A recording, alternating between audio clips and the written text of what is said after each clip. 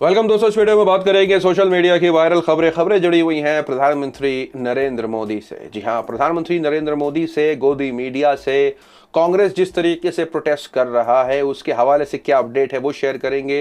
गोदी मीडिया को लताड़ा जा रहा है, गोदी मीडिया को लताड़ ही गोदी मीडिया के पत्रकार रहे हैं। शेयर करेंगे क्या है खबर, साथ ही साथ शेयर करेंगे लखनऊ गर्ल वर्सेस ओला कैब ड्राइवर के हवाले से क्या अपडेट है अभी, और तो और शेयर करेंगे आपके साथ दिल्ली के एसएचओ की काफी तारीफ हो रही है।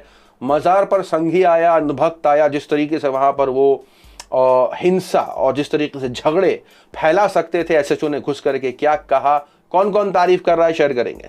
सबसे पहले शुरुआत करते हैं आपके साथ टोक्यो ओलंपिक्स के हवाले से क्या अपडेट है। भारत के men's hockey team bronze medal लेके आ रही है वापस, बहुत बड़ी खुशखबरी है भारत के लिए। सोशल मीडिया पर एक तरफ खुशखबरी तो दूसरी तरफ प्रधानमंत्री नरेंद्र मोदी का ट्वीट, जिस पर पत्रकार भड़क गए क्योंकि प्रधानमंत्री नरेंद्र मोदी ने इस पर यह टिप्पणी करी कि प्रफुल्लित भारत, प्रेरित भारत, गर्वित भारत, टोक्यो में हॉकी टीम की शानदार जीत पूरे देश के लिए गर्व का क्षण है। यह नया भारत है, आत्मनिर्भर भारत है। सोशल मीडिया पर इस ट्वीट के बाद पत्रकार काफी भड़क गए। पत्रकारों यानी विनोद कापड़ी ने लिखा, कभी तो प्रधानमंत्री जी की तरह व्यवहार कीजिए नरेंद्र मोदी जी। हॉकी में 8 बार गोल्ड जीतने वाला भी भारत ही था और 41 साल बाद भी ब्रॉन्ज जीतने वाला भारत है। नया पुराना भारत करके श्रेय लेने के ये आपकी नफरती राजनीति खतरनाक है, कुछ तो अपने पद का मान रखिए।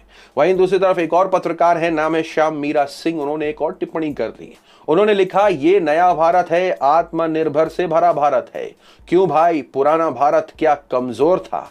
जिस हॉकी में ब्रांज मिलने को नया भारत कह रहे हैं, उसी हॉकी में भारत 1948, 52, 56, 64 में गोल्ड जीता है, पर आपने यहां भी राजनीति घुसा दी। मैंने सही कहा था, शेमलेस प्राइम मिनिस्टर। ये वही पत्रकार है जिनको आज तक ने निकाल बाहर किया था क्योंकि इन्होंने प्रधानमंत्री नरेंद्र मोदी की आलोचना करी थी। सोशल मीडिया पर एक तरफ ये हंगामा है तो दूसरी तरफ गोदी मीडिया की फजीयत भी हो रही है। पहले तो शेयर कर दूं, यूपी चुनाव से पहले किस तरीके से गोदी मीडिया समा बांधने की कोशिश कर रही है। रिपब्लिक भारत, जी न्यूज एक खबर चला रहा है जिस खबर में वो कह रहे हैं कि हिंदू घरों पर मजहबी कब्जा। खबर निकल के कुछ ऐसे आ रही है कि कुछ कॉलोनी है जिसके अंदर जबरदस्ती जबरन कब्जा किया जा रहा है, लोगों को घर खाली करने पर मजबूर किया जा रहा है और वो इसको एक कहीं ना कहीं हिंदू मुसलमान एंगल देते दिखाई दे रहे हैं।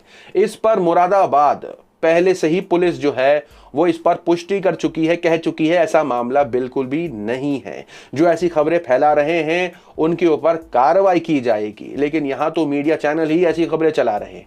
आपकी स्क्रीन पर जी न्यूज ने लिखा, हिंदू घरों पर मजहबी कब्जा, तो रिपब्लिक भारत लिखा है पलायन को मजबूर परिवार। तो पूरा एक कम्युनल एंगल देते ये चैनल्स दिखाई दे रहे हैं। अभिषेक शर्मा ने इस पर टिप्पणी करते हुए मांग करी उत्तर प्रदेश सरकार से, यूपी पुलिस से, मुरादाबाद पुलिस से, और ये कहने की कोशिश करी कि आपकी ये बात सामने रखने के बावजूद कि ऐसा बिल्कुल नहीं है, ऐसे चैनल ऐसी खबरें चला रहे हैं। वहीं दूसरी तरफ कांग्रेस पार्टी की तरफ से संसद घेराव के हवाले से भी अपडेट है। जिस तरीके से पेट्रोल, डीजल, गैस और हर चीज, ऑलमोस्ट हर चीज के दाम बढ़ रहे हैं, उसको लेकर के कांग्रेस पार्टी ने एक बड़ा प्रोटेस्ट यानी एक संसद घेराव किया है।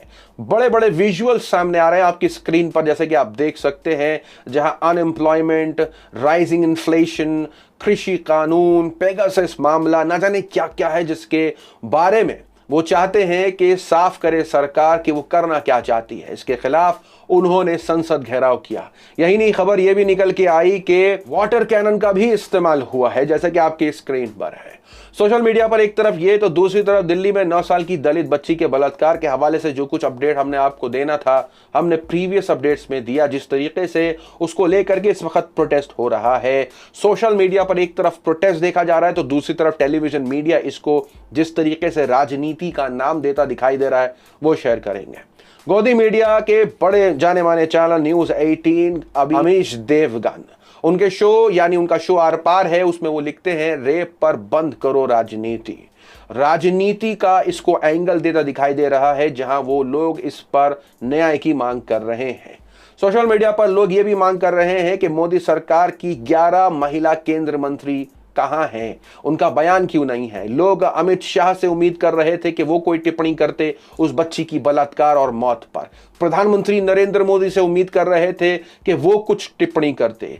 पत्रकार, गोदी मीडिया के पत्रकार से कम उम्मीद कर रहे थे कि एक ट्वीट कर देते, लेकिन नहीं, वह इसको पूरी तरीके से राजनीतिक एंगल देते दिखाई दे रहे थे। ये आपकी स्क्रीन पर है स्मृति ईरानी। केरल में जब एक हाथी मर जाता है तो इस पर हंगामा बन जाता है, लेकिन वहीं बच्ची का बलात्कार और उसको मौत के घाट उतार दिया जाता है तो उनकी बोलती बंद होती है। वहीं गोदी मीडिया के पत्रकार गोदी मीडिया के ही पत्रकार को ट्रोल करते दिखाई दे रहे हैं। अमीश देवगन हो चाहे जी न्यूज हो, वो जिस तरीके से कांग्रेस पार्टी के ऊपर इल्जाम इस बात का लगा रहा है कि ये राजनीति कर रहे हैं, तो दूसरी तरफ रोमाना इसार खान जो कि एबीपी न्यूज की पत्रकार हैं, वो इस पर टिप्पणी करती हैं, लिखती हैं, रेप के मामलों में अगर पीड़ित को इंसाफ दिलाने के लिए नेता मैदान में उतरकर राजनीति करते हैं तो मेरी नजर में ऐसी राजनीति अच्छी है।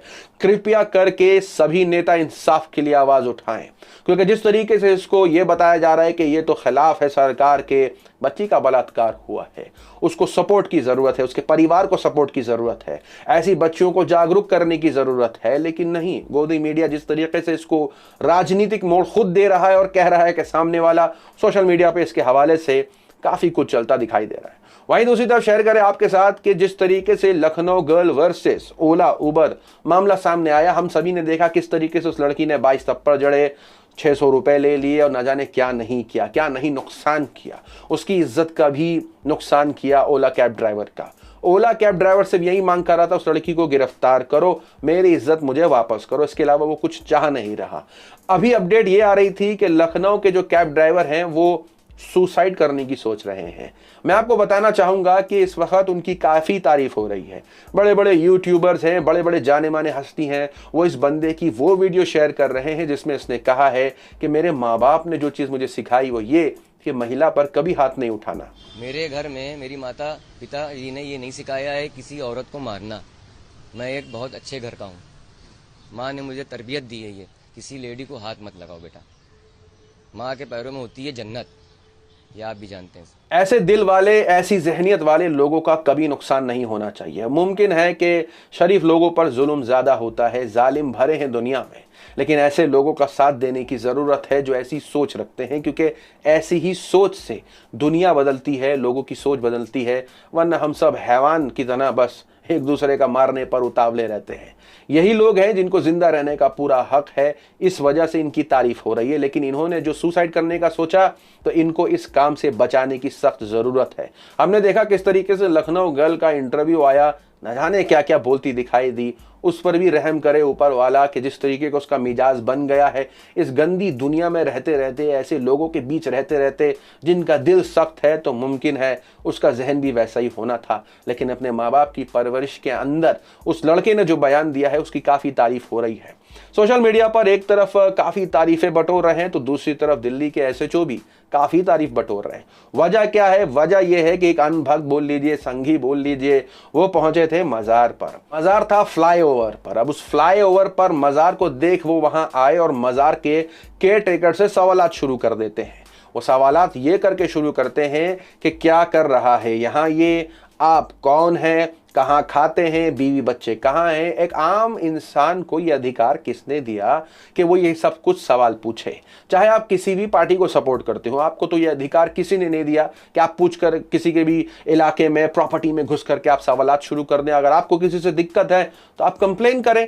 लेकिन उन्होंने खुद, और ये देखा गया है, चाहे कोई भी मामला हो, ये लोग समझते हैं कि शायद यही कानून है, इन्हीं से कानून निकलता है, यही कानून को चलाते हैं। लेकिन जिस तरीके से दिल्ली के एसएचओ ने इनको मुंह तोड़ जवाब दिया है, एक झलक इस रिपोर्ट में डालें। आप रहते कहाँ हैं? यहीं पर रहता हूँ। यहाँ पे रहते हैं, खाना पीना कहाँ खाते हैं, बनाते कहाँ पर है, बच्चे कहाँ रहते हैं? मंडी में उधर। अब तो ये वाले पुल तो नए बने, सन 2009 में। अच्छा, ठीक है ना। उससे पहले सन 82 में पुल बने थे, जब एशियन 8 खेल हुए थे ना जी इंडिया में। आपकी कितनी मज़ारें चल रही हैं ऐसी? भाई आपको किसने ये राइट दिया है कि आप भारत के नागरिकों को इस प्रकार दबाव डालें? भारत के अगर आपको कोई रिकॉर्ड्स लेना है, you have to approach, you have to take legal. आपका नाम क्या सर? मेरा नाम इंस्पेक्टर सीपी भारद्वाज है। Gentleman, you have to take legal records. आपसे रिक्वेस्ट है, आपसे रिक्वेस्ट है सर, एक बार मास्क उतारिए, एक बार हमारे दर्शकों को दीजिए, एक बार दर्शकों को दिखा दीजिए। एसओ साहब आ चुके हैं हमारे बीच में। According to the supreme court ruling, Delhi government has enacted a committee, religious committee, to settle such structures. If this gentleman have any problem, he shall move a representative to Delhi government. Okay, this is not Delhi सरकार ने वजह बनाई। दिल्ली सरकार ने, आपको पता है, दिल्ली सरकार ने एक रिलीजियस कमेटी बनाई हुई है जिसमें इसमें किसी भी प्रकार के ऐसे स्ट्रक्चर को रिव्यू किया जाता है। हर सेगमेंट को, स्टेक होल्डर्स को उसके व्यूज लिए जाते हैं और अगर ऐसा कोई स्ट्रक्चर किसी भी प्रकार की हिंड्रेंस ट्रांसपोर्ट के फ्लो में बाधा पैदा कर होता है, उसे शिफ्ट किया जाता है। सुनी, अच्छा सर रुक जाइए, एक सेकंड नहीं करेंगे। चांदनी चौक में मंदिर टूटा, जी आप नहीं, उसके ऊपर क्या कहेंगे? आप कलेक्टर चांदनी चौक में मंदिर टूटा गया, तोड़ा गया रातों रात, वहाँ पे पुलिस प्रशासन ने तोड़वाया मंदिर, आप उसमें क्या कहेंगे? जो कॉन्स्टिट्यूशनल अरेंजमेंट है उसमें मेरे से बात कीजिए। आप किसी भी इंडिविजुअल को, किसी भी रिलीजियस पर्सन को ऐसे आके बुलिंग नहीं करेंगे, आपको कोई राइट नहीं है, ठीक है ना? मैं आपके खिलाफ लीगल एक्शन लूंगा।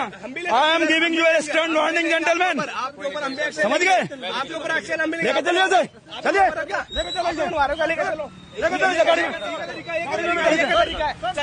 अरे गाड़ी पे चल। जैसे कि आपने देखा, अहंकार में चूर, अनभक्ति में चूर शख्स जिस तरीके से वहां खड़ा था, उसको जिस तरीके से एसएचओ ने लताड़ा है, इस प्रकार काफी तारीफ करते दिखाई दे रहे हैं। विनोद कापड़े इस पर लिखते हैं कि हजारों सलूट है ऐसे एसएचओ पर, दिल्ली पुलिस पर, जो ऐसे फैसले करते हैं जो कॉन्स्टिट्यूशन के हक में होते हैं, ना कि अपनी मन मर्जी। पहले से किताब मौजूद है, आप किताब के अनुसार फॉलो करें, कानून को अपने मन मुताबिक ना करें। वही तारीफ करते दिखाई दिए। आरफा खानम शेरवानी भी तारीफ करती दिखाई दी आपकी स्क्रीन पर, साथ ही साथ रेडियो जॉकी साइमा भी तारीफ करती दिखाई दी, साक्षी जोशी भी तारीफ करती दिखाई दी। सबकी तरफ से इस अफसर को सलूट किया जा रहा है जिस तरीके से इसने एक नागरिक को भारतीय नागरिक कहा और उस अनभक्त नफरती चाटुकार को जिस तरीके से लताड़ा, और वहां से वो उसको उठा के भी ले गए, क्योंकि जब पुलिस ये कह रही थी कि हम आप पे कार्रवाई कर सकते हैं क्योंकि आप जोर जबरदस्ती किसी को परेशान कर रहे हैं, भारतीय नागरिक को परेशान कर रहे हैं, तो हम आप पर कार्रवाई कर सकते हैं, तो बदले में ये शख्स भी पुलिस वाले को ये कहता है कि हम आप पर भी कार्रवाई कर सकते हैं। मैं आपके खिलाफ लीगल एक्शन लूंगा। I am giving U A stern warning gentleman, समझ गए? आपके ऊपर एक्शन हम लेके चलिए, चलिए। सुनते ही एसएचओ सीपी भारद्वाज उस शख्स को उठा करके गाड़ी में भर्ती कर देते हैं, यानी उसको गिरफ्तार कर लेते हैं। जिस तरीके से उसका कॉन्फिडेंस देखा जा रहा था, मानो अपने आप को ही कानून समझ रहा था, और आम लोगों को जिस तरीके से हैरेस किया जाता है, बड़े बड़े मामलों में हमने देखा लोग कानून हाथ में ले लेते हैं। सोशल मीडिया पर काफी तारीफ की जा रही है इनकी। आपकी अपनी क्या राय इन सारी खबरों को लेकर कमेंट में जरूर बताएं। मिलते हैं आपसे अगली वीडियो में, तब तक के लिए अपना ख्याल रखें।